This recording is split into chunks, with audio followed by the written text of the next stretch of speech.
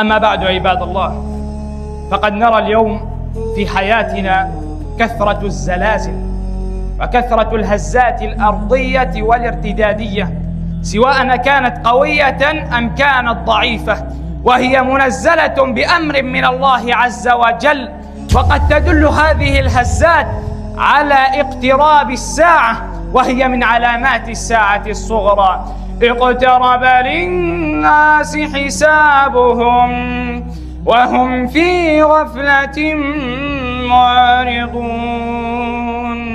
اقترب للناس حسابهم وهم في غفلة معرضون، ما يأتيهم من ذكر من ربهم محدث إلا استمعوه وهم يلعبون. اقتربت الساعة يا إخوتي الكرام. أما آن لنا أن نتوب؟ أما آن لنا أن نتقي الله في حياتنا؟ فهذا الزلزال أو هذه الزلازل تدل